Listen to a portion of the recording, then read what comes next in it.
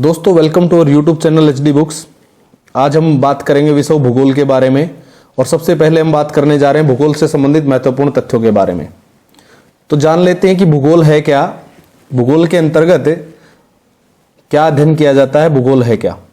भूगोल पृथ्वी के अध्ययन से संबंधित विद्या है जिसके अंतर्गत आकाशीय पिंडों, सतल महासागर, जीव जंतुओं, वनस्पतियों तथा भूधरातल तथा भूगर्भ में उपस्थित प्रत्येक वस्तु का अध्ययन किया जाता है।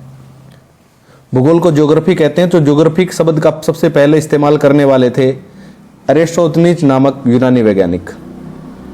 ज्योग्राफी यूनानी भाषा का शब्द है जो दो शब्दों जियो जिसका अर्थ होता है पृथ्वी और ग्राफी जिसका अर्थ होता है नापना से मिलकर बना है। अर्थात ज्योग्राफी का अर्थ बनता है पृथ्वी को नापना, अर्थात पृथ्वी का वर्णन करना। हिकेटियस को भूगोल का पिता कहा जाता है और हिकेटियस ने भूगोल से संबंधित पुस्तक लिखी जिसका नाम था जेस पिरामोडस। जेस पिरामोडस। भौतिक भूगोल के जनक कहा जाता है भाई पोलिडोनिस को। पोलिडोनिस को भौतिक भूगोल के जनक कहा जाता है। अलेक्जेंडर बोन हम्बोल्ट आधुनिक भूगोल के जन्मदाता कहलाते हैं जिनकी प्रमुख पुस्तकें थी कॉस्मस, मध्य एशिया तथा प्रकृति दिग्दर्शन। और सर्वप्रथम विश्व मानचित्र बनाया था एनेक्जीमोडर ने। लेकिन विश्व ग्लोब के निर्माता कहा जाते हैं मार्टिन बेहम। तो विश्व ग्लोब के निर्माता किसको कहा गया? मार्टिन बेहम को। सबसे पहले यूनानी दार्शनिक अरस्तु ने विश्व को गोलाब कहा था भाई। और विश्व का कृषि प्रदेश में विभाजन या कृषि क्षेत्रों में विभाजन करने वाले थे हिटलेसी।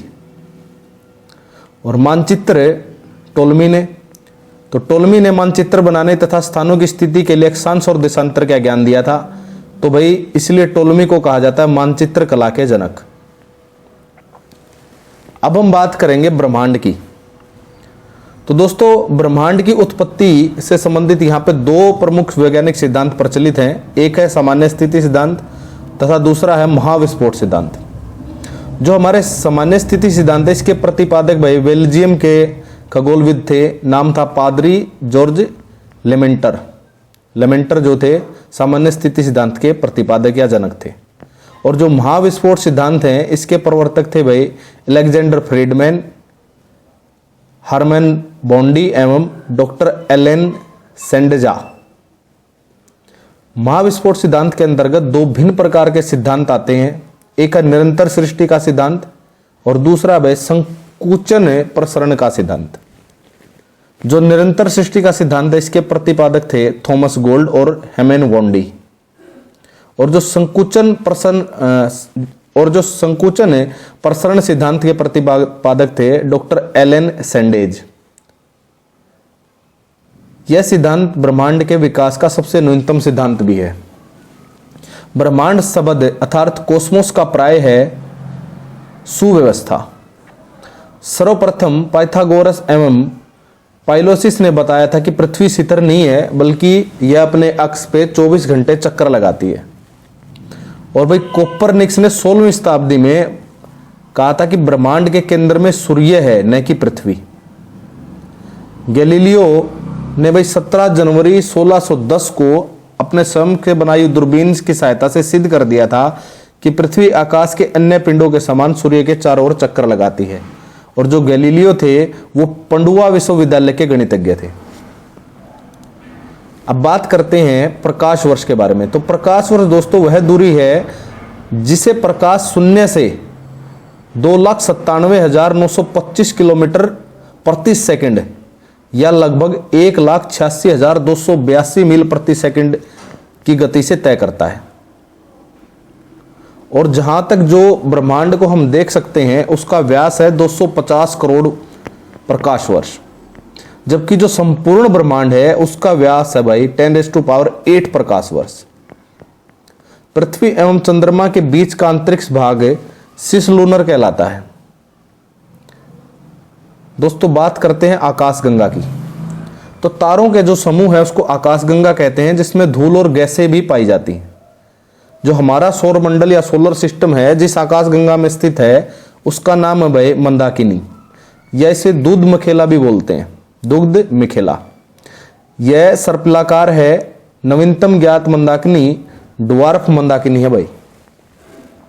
सूर्य 250 किलोमीटर प्रति सेकंड की गति से 22.5 प्रकाश वर्ष में मंदाकिनी की नाभि की परिक्रमा पूरी करता है और इस अवधि को भाई एक ब्रह्मांड वर्ष कहा जाता है।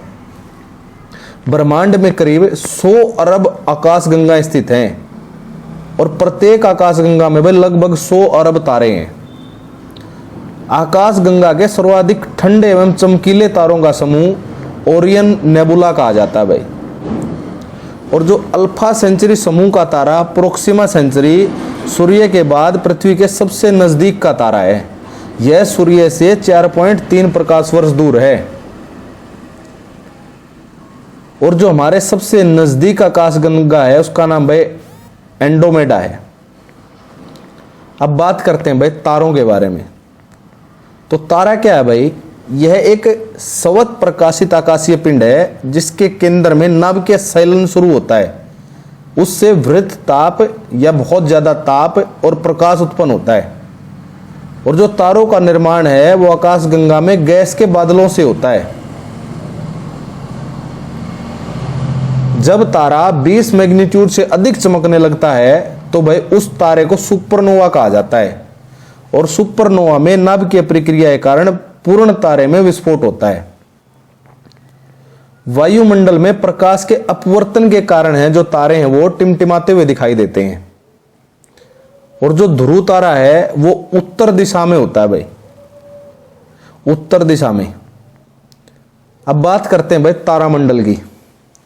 तो भाई तारों का जो समूह है वो तारामंडल कहलाता है। और जो हाइड्रा है वो सबसे बड़ा तारामंडल है। वर्तमान में 89 तारामंडलों की खोज की जा चुकी है भाई। निहारिका, जो निहारिका है भाई प्रकाशवान आकाशीय पिंड है जो गैस एवं धूल कणों से निर्मित है। अर्थात निहारिका किसको? तारामंडल को ही बोला जाता है।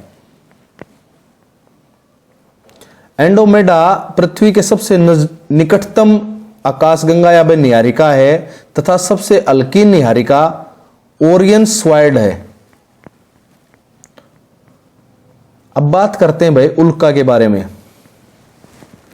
उल्का वैसे आकाशीय पिंड है जो आकार में छोटे होते हैं तथा भूमंडलीय घर्षण के कारण जलकर मार्ग में नष्ट हो जाते हैं, उल्का कहलाते हैं।